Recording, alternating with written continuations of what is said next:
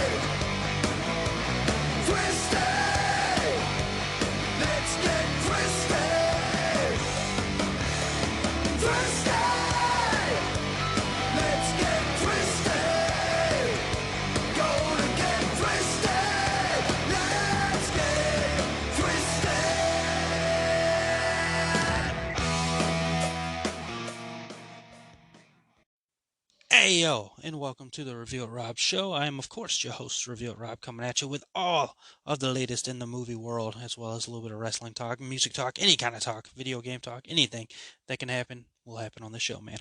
Thank you for joining along, listening to me ramble on each week on this show, man. I hope you're having a good time with it, man, because I'm having a good time doing the show.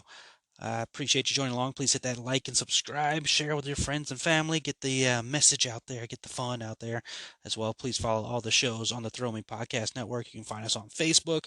You can find us on YouTube, where we've got all kinds of good times going on over there, man. Hope everybody out there had a great weekend, a great week since the last time we talked here. I had a pretty solid weekend, man. Got to hang out with my brother. Drove to Myrtle Beach, South Carolina. We live in South Carolina, but drove to Myrtle Beach, and so he can have a good time being a rock star. That's right, my brother Tombstone Josh, who does the Metal Groove Show, is a fantastic drummer, and he and his band hit up the Hangout in Myrtle Beach and had a fantastic killer concert performance that was a good time to see and live live, man. And then Sunday had a pretty chill day. Watched football. Watched some football, watched some NASCAR, and then spent the rest of the night watching the A&E biographies of WWE stuff, man. Because WWE and A&E, it's A&E, right? Feels weird saying it. A&E, they have some biography stuff going on, and they have a rivalry show going on, and a Smack Talk show going on. So good times, man. Good fun times with that. Watched the Shawn Michaels biography. Then they did the brand new biography for DX, followed into the rivalry of Triple H and Mick Foley, Cactus Jack, Dude Love, all that good stuff. That was a fun time. Watched Monday Night Raw before recording this episode. Great show. Raw has been incredible.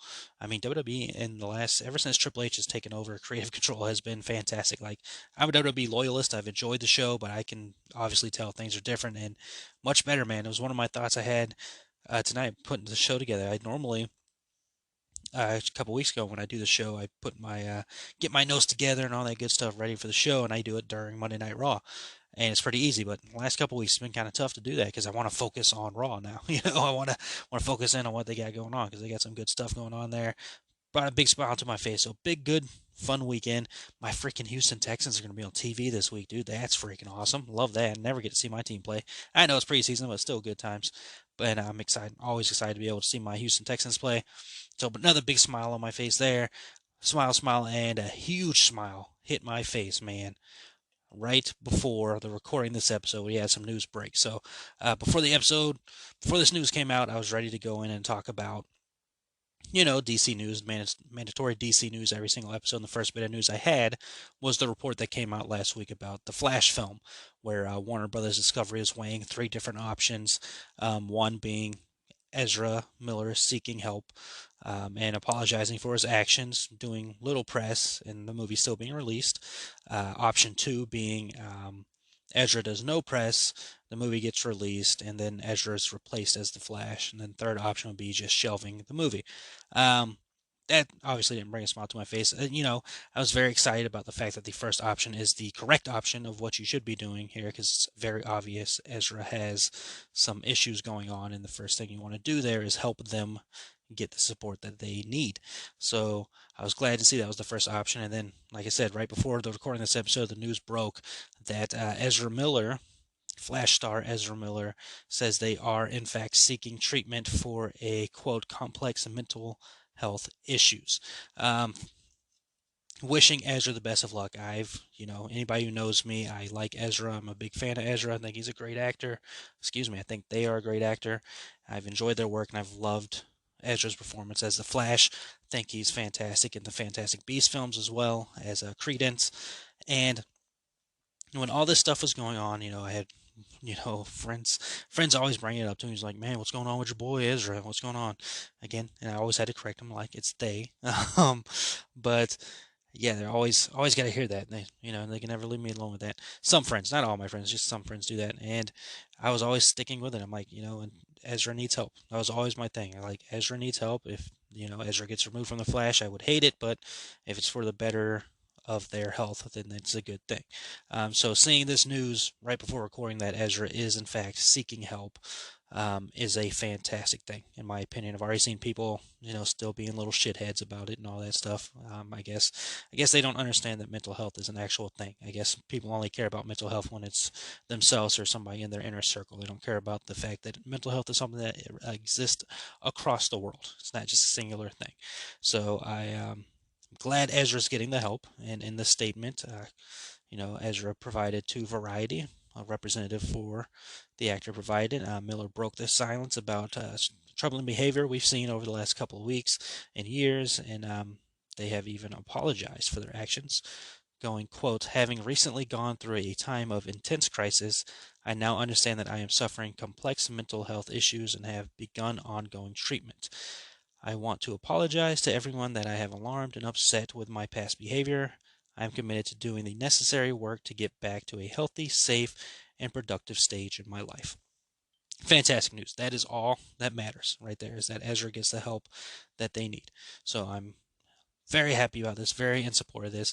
What it means for the Flash film, it's not the biggest of importance here. Obviously, the mental health of Ezra is the importance here. But what it means for the Flash film is, I think, Ezra's gonna still be the Flash as long as everything goes good.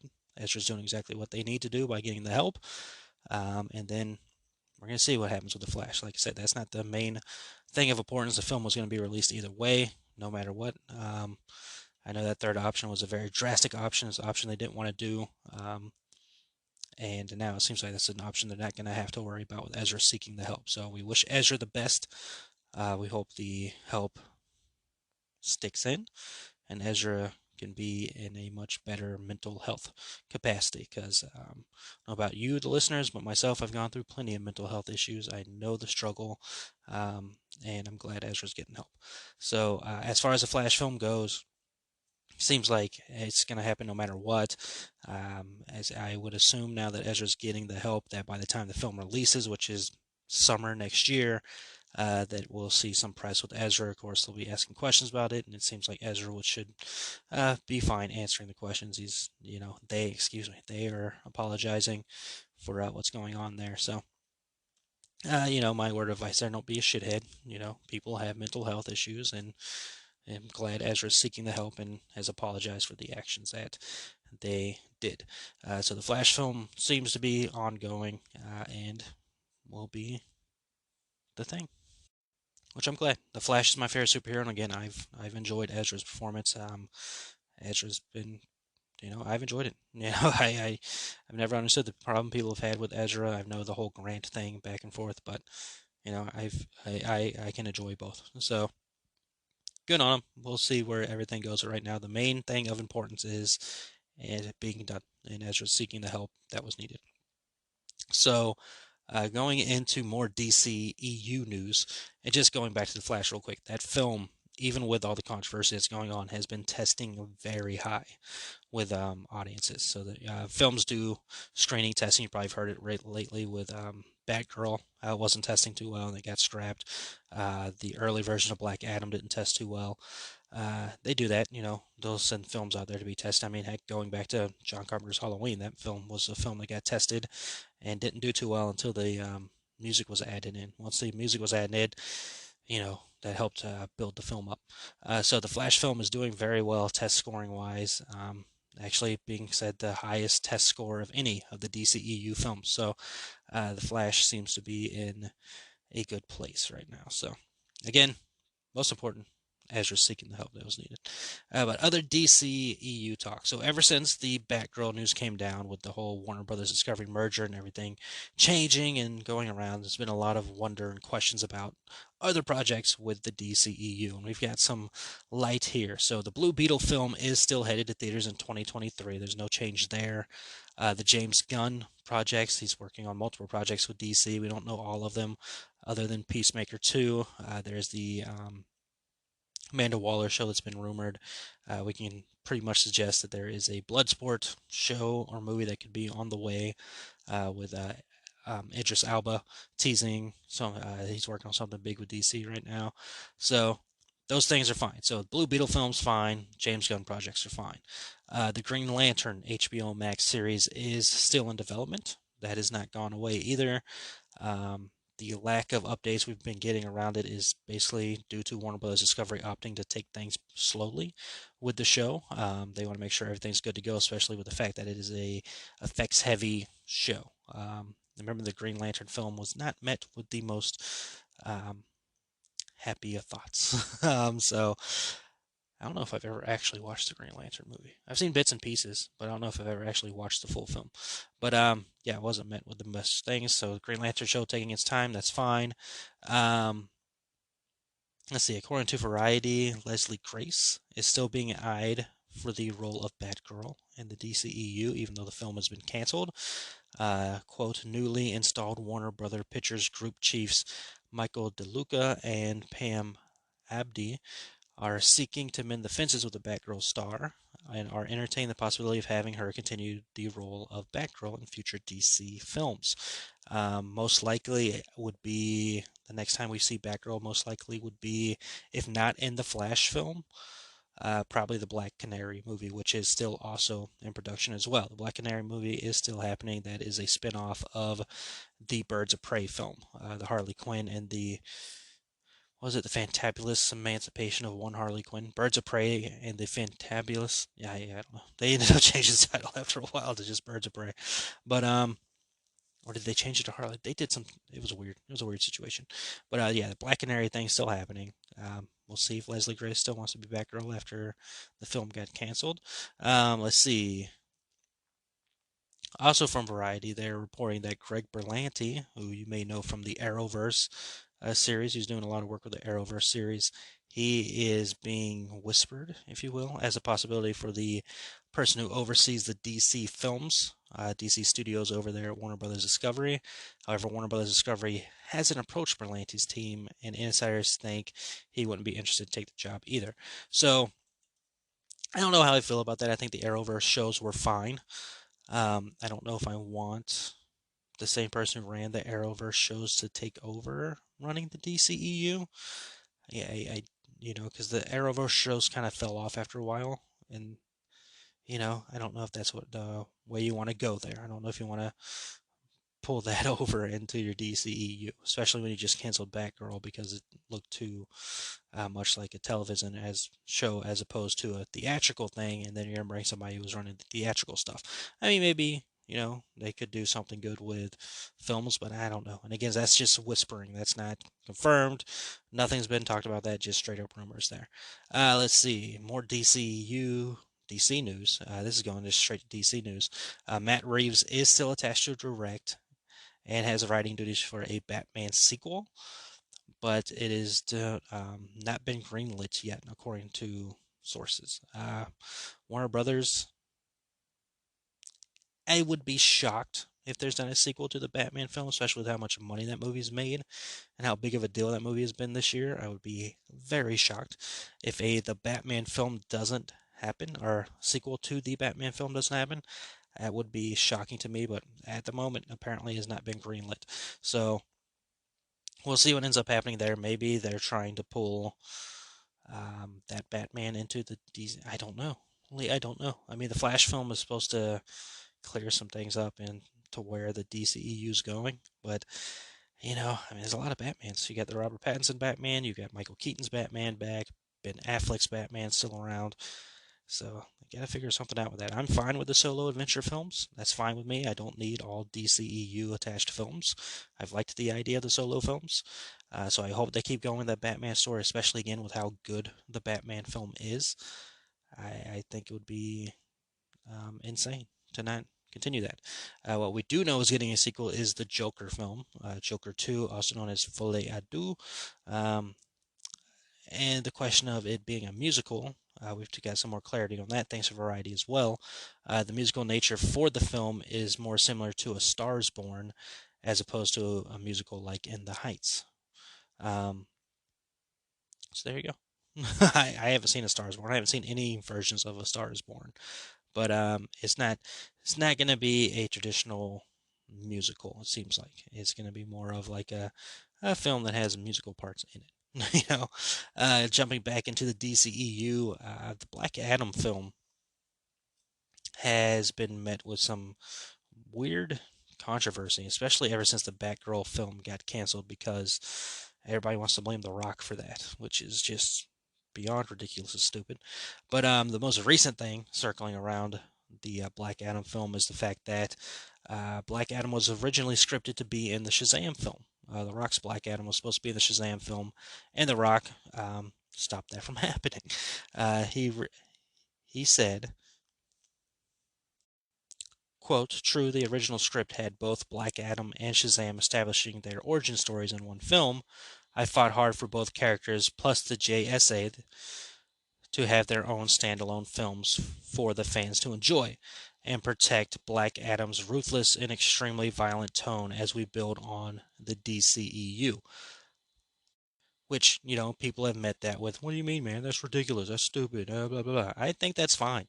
Like, I'm perfectly fine with the fact that Shazam had his own film as an origin story and that Black Adam's going to have his own film as an origin story. Like, that's cool. That's fine. I don't get the outrage here. I don't. That's why I'm glad I'm not a huge comic book person, because comic book fans seem to hate comic book movies because they don't understand the fact that the people making the films have creative lead. Like, they can make their own stories, and that's fine. It's fine that they can make and create their own things. I mean, all of us have done that in our life. We've taken things that we love and created our own little stories with them in our head. And that's what these people are doing. They're just able to make the film happen. So I don't understand the outrage, but at the same time, people get mad about anything in this day and age. So who knows? Continuing on with Black Adam, it recently had a test screening, June, so a couple months ago. And what we've learned is a new post-credit scene has been added, and that a new post-credit scene introduced a new element to Dwayne Johnson's place in the DC universe. So, no spoilers. I don't know what it is. The article I read didn't reveal what it is. I don't want to know what it is. I'm not one of those people that needs to look up spoilers and all that stuff. Don't need it.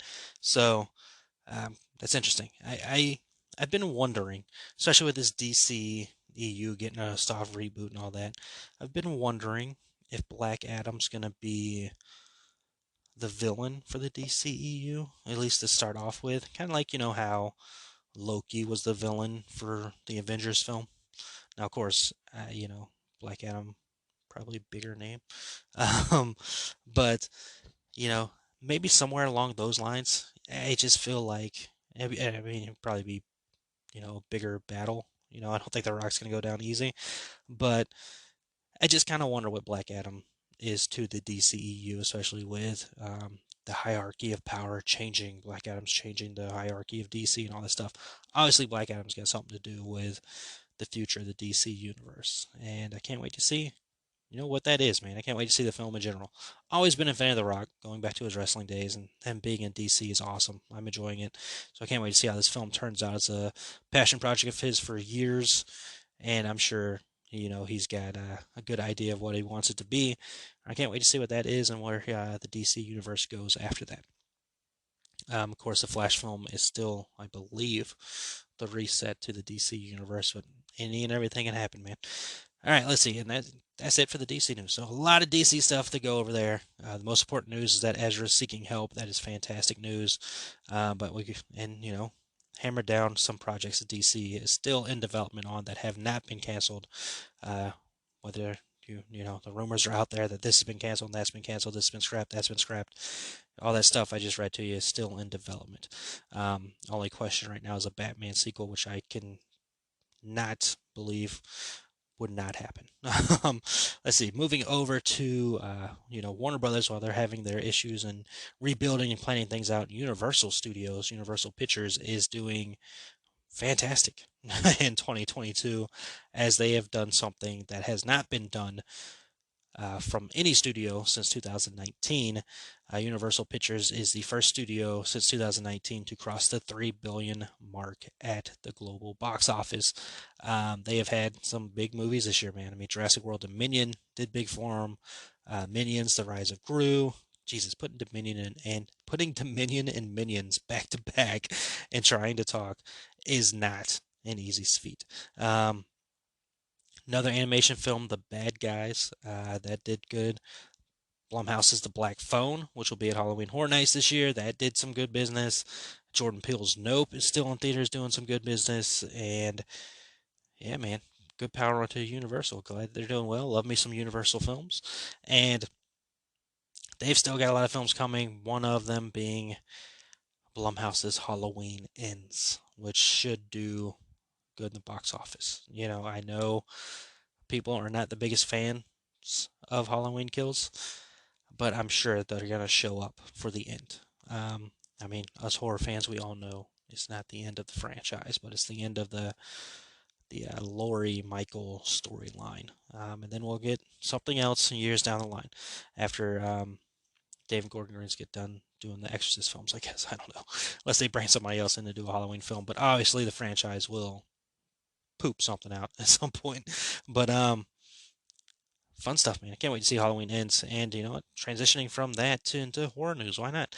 Lionsgate and Twisted Pictures announced today that the next installment of the Saw franchise is on the way. This will be the 10th movie in the franchise, and it will be hitting in traditional fashion with the Saw films on October 27th, 2023. The reason I say traditional fashion, the Saw films for a good hot minute there all released around Halloween time. It's like, if it's Halloween, it's Saw or something like that. I remember that was one of the taglines. If it's Halloween, it's Saw. So that's happening. They're doing another Saw film. Fine. I did. If you follow the Patreon, Throw Me Podcast Network on Patreon, I did a show called Nightmare on Review It Street. Season 2 of that was Saw Games. That is up there. It looks like I'm going to have a bonus episode of Saw Games next year to bring in this film and rank it with the rest of the Saw films. But you can check that out, man. The Throw Me Podcast Network Patreon. A lot of good stuff going on over there. I've got my Nightmare on Review at Street stuff there. I do the Marvel or Mediocre show with Zach over there, and a lot of other good fun times going on the Patreon. So definitely give that a check ski. They're doing more stuff on Patreon than I am. I'm trying to come up with ideas. I just can't. I don't know. But Saw is coming with a 10th film. Not too surprising after Spiral did pretty well. The plot for the new film is under wraps right now. Don't really know what it's going to be, but the studio is promising that the film will capture fans' hearts and other body parts with all new twisted, ingenious traps and a new mystery to solve. So, more power to them, man. Another Saw film, people will show up for that. Why not? Let's see. Yellow Veil Pictures has acquired the world sales rights to the upcoming documentary Living with Chucky.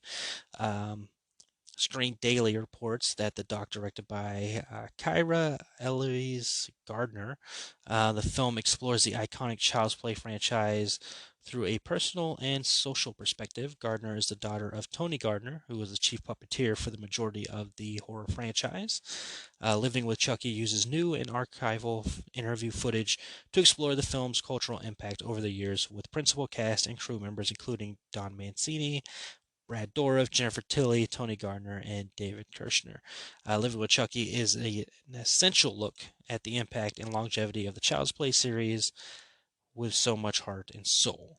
It is a family effort that will appeal to a diverse and sprawling fan base around the world. Yes, I will be getting this ASAP. If you know anything about me, I am a huge Chucky fan. I love me some Chucky. So I am all over this, man. Chucky Season 2 coming October 5th. So excited. Can't wait. Into it. Love it. Happy about it. I love Chucky, man. Love Chucky. So, yes, I will be watching this for sure. This is right up my alley. And let's see. Last bit of horror news we got here is Paul W.S. Anderson is teasing a return to his roots of horror when he was speaking with Variety. Anderson tells the site, quote, I'm actually planning to do a kind of straight horror movie in the near future. It's something I've always been interested in. My career has taken more of an action direction, but it's always been kind of a scary action. I've always tried for some great jumps, even in the PG-13 movies I've made, but I would like to embrace doing a more full-on horror movie. Absolutely. One that works more on a psychological level, a return to what Event Horizon was. Speaking of Event Horizon, it is celebrating its 25th anniversary this year, man. So cool. If he's coming back to do another movie like Event Horizon, bring it on.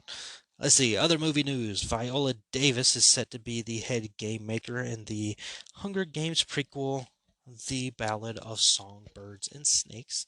The Lionsgate movie is based on the 2020 book of the same name. It takes place decades before the adventures of Katniss Everdeen in the Hunger Games. The Ballad of Songbirds and Snakes will be debuting in theaters next year on November 17th. I'm into it. I think Rachel Zegler's in the movie, so I'll see it because I'm a Rachel Zegler fan. I don't have a problem with the Hunger Game movies, but I haven't seen any of them in quite some time, and not in too much of a hurry to go back and watch them. Again, I didn't hate them. It's not. I don't need to see it again. I'm all right. Let's see. Speaking of seeing how things turn out, Wizard of Oz is being remade yet again.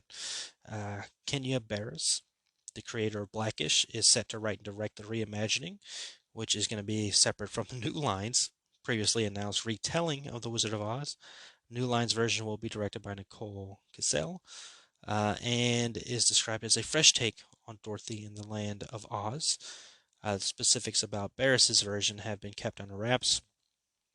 Again, we'll see how it goes. I don't think anything will ever be as good as the Judy Garland Wizard of Oz. I mean, that's just classicness to of all classicness. But I don't know.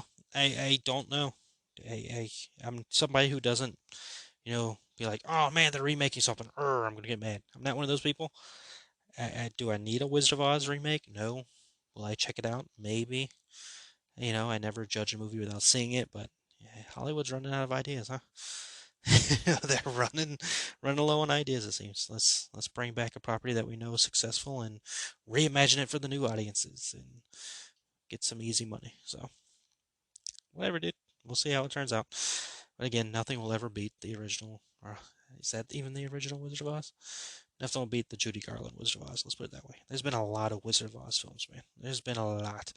Let's see. And last bit of news before we get to this week's review, Mads Mikkelsen was asked about replacing Johnny Depp once again in The Fantastic Beast during a Q&A where he was receiving an honorary Heart of Savajoy Award for his outstanding contribution to the art of film. Him replacing Johnny Depp in Fantastic Beasts 3 was brought up. And the quote that I'm going to pull here was very interesting. He said, obviously, well, now the course has changed. He won the suit, the court case, so let's see if he comes back. He might. And then he said a lot of great things about Johnny Depp being a great actor and, how he had to change the role because he didn't want to copy Johnny and all that good stuff. Major props to Mads. He was great in Fantastic Beasts 3. I'm hoping Johnny's back for the next Fantastic Beasts film, which I'm sure there's going to be another one. Hoping Ezra's back for that as well. But the main thing is Ezra, again, gets the help that they need. I hope Johnny's back. I mean, that character is good at disguising, as we've seen in other Fantastic Beasts films. So I would hope Johnny's back. He deserves to be back. He should have never been, released from that film in the first place. But we'll have to wait and see with that. I think Mads did a great job. If they bring him back, fine. But I would like to see Johnny back in some way, shape, or form. And that was the last bit of movie news. I do have one more bit of news which kind of ties into the Wizarding World news. Hogwarts Legacy video game We got a release date for that. It's going to now launch on February 10th, 2023 for PlayStation, Xbox, and PC. The Nintendo Switch launch date will be revealed at a later time. So there you go. I'm excited for that game. Can't wait to play it. When I say it's for PlayStation, it is also for PS5, PS4. So it is not one of those games that, like all these other newer games, like the freaking Arkham Batman Gotham game, freaking Knights game, whatever the hell it's called, Arkham Knights, Gotham Knights, I don't know at this point, but that's gonna be freaking PS5 and whatnot. Freaking still grinds my gears, man. But that is the news. So we're gonna go ahead and take a pause, play some trailer, maybe. I don't know. The last couple trailers, like you're giving away too much information, but I'll be back after that quick break to give my thoughts on the film Day Shift, which hit Netflix. I'll be right back.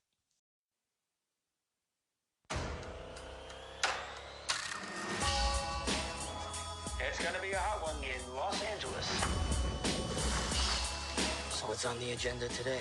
Close your eyes, my son. My eyes are closed. Like every day. What are you doing in my room? Hunting vampires.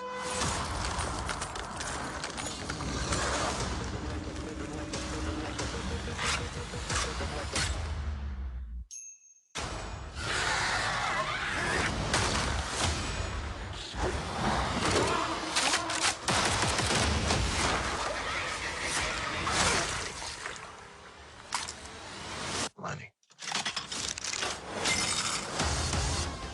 Vampire hunting is a business. Cut necks and cash your checks. All right, stopping it there. I don't need to go any further into that trailer, and I suggest you don't watch the trailer.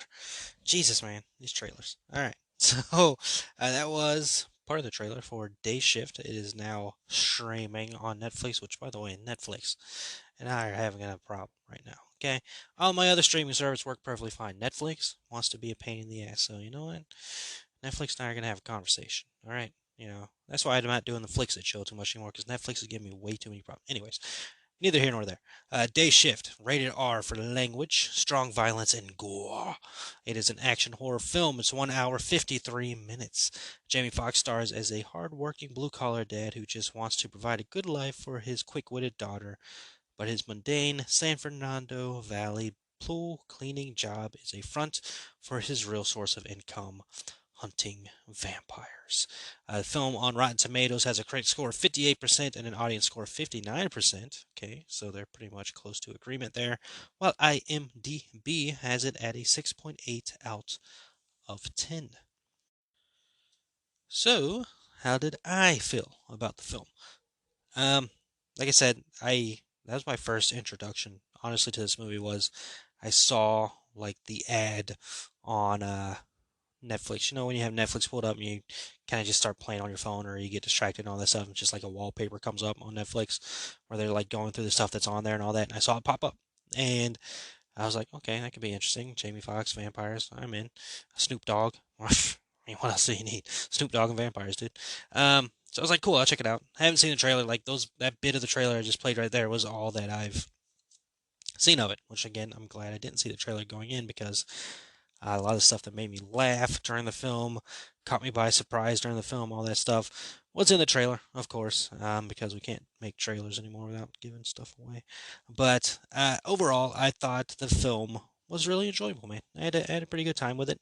1 hour 53 minutes. I think I would have shaved some time there. I don't think it needs to be that long, but it is a pretty fun film. Like I had a good time with it. It's very Zombieland-esque, if you will.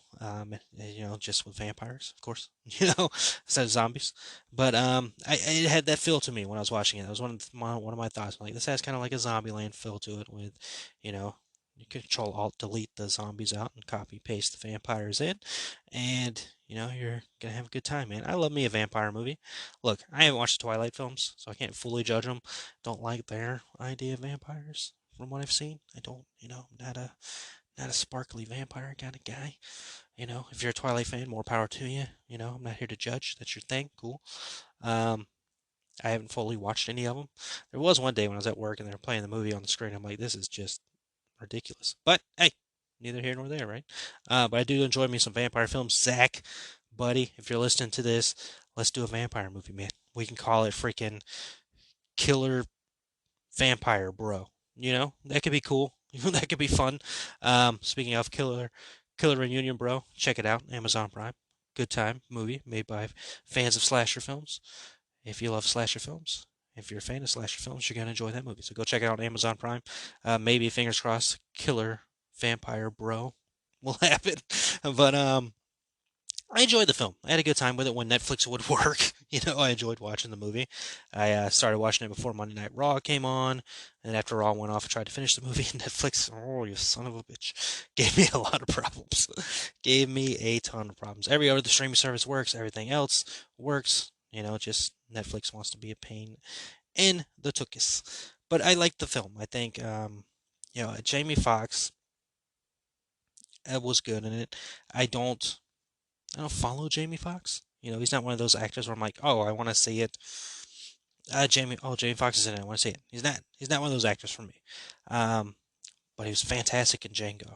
Like, so he always gets like a pass for that because freaking Django is really awesome. So you're like, okay, cool. Jamie Foxx, check him out. Snoop Dogg's in it. That's cool. Dave Franco is in the movie, and Dave Franco, another one of those actors where I'm like, you know, I don't purposely go out to watch Dave Franco movies, but he was good in the movie. I thought he was enjoyable in the movie, playing the character that he needed to play. I think the movie's fine. I enjoyed it. I would watch it again. It's made by the people who did John Wick, so think about that with vampires. So John Wick, Zombieland, those films pushed together into a film with comedy. It is clarified as an action horror, but there is comedy throughout the film as you would expect, and it's got some good laughs. That made some good laughs. There's a lot of freaking action in the movie and a lot of action scenes. Definitely strong violence and gore, so they're right in judging it that way, and they're pretty cool, man. Like there's some pretty cool scenes in the film. So I definitely say check it out if you enjoy John Wick, the style of John Wick's, like guns and action and all that stuff. If you enjoyed that, if you enjoyed Zombieland, I think this movie's perfect for you. Um, if you didn't enjoy either one of those movies, maybe you don't want to watch this, But I think it's worth a try, man. It's on Netflix if you haven't. If Netflix doesn't give you issues like it gives me, son of a. But I think it's enjoyable. I think it's definitely better than a 59 and 58%. Get out of here, Rotten Tomatoes. I mean, that's your critics' choices of how you want to judge it, and that's fine. That's your choice. But yeah, I don't agree with that. I think it's a fun movie. It's something I probably would watch again, especially if, again, I'm gonna prefer freaking Netflix. I want to be able to watch a movie in full without it stopping and buffering over and over again. And before you say anything, oh, it's your internet. It's not my internet. Everything else is working perfectly fine. I was streaming Monday Night Raw. Perfectly fine. I was watching YouTube. Perfectly fine. Everything else is working perfectly fine, except for Netflix. Freaking. But I enjoyed the movie. At the end all be all of the day, I thought the movie was fun. It was a good time. Maybe I would have shaved some time off of it. But other than that, I think it's fun. It's worth the watch. It is gory. It is violent. So if you're not into those kind of films, maybe you want to pass this one. But I think the comedy would be good for you and to offset kind of the stuff that's going on in the movie. So I'd rather say give it a try, especially if you have Netflix and it works for you. Mother freaking Netflix. That's gonna do it for this show, man. Hope you enjoyed my randomness as always. Every episode has mandatory DC news, mandatory horror news, and mandatory Rob being awkward and random and just freaking babbling on about stuff. But appreciate you all taking the time to listen to me do all that stuff.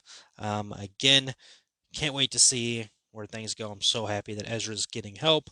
That makes me very happy. Mental health is a very serious issue that I hope a lot of people seek help for. Again, I'm somebody who's gone through multiple mental health battles in my time, more times than I want to remember, and it's always a constant thing you got to deal with.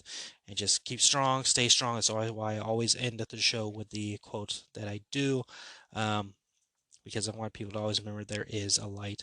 So, hope all of you have had a great time listening to me talk. Please be strong, be safe, take care of yourself as well as others. Be kind to each other. Isn't that what Ellen says? I don't know. I stopped watching Ellen. But yeah, still a pretty good line. Be kind to each other, man.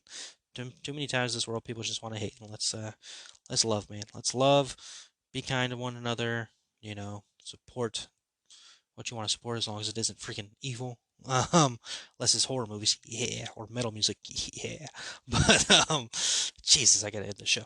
I appreciate y'all taking the time. Again, please like and subscribe and share the Throw Me Podcast Network with all your friends and family. Help us grow, get the word out there.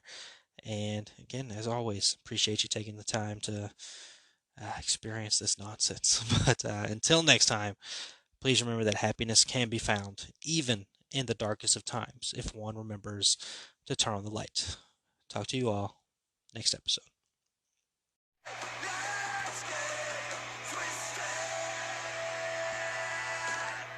Thank you for joining me this week. Make sure you hit the subscribe button to get updates on all new episodes. As well, follow me on Twitter at review_it_Rob. Stay tuned for more adventures.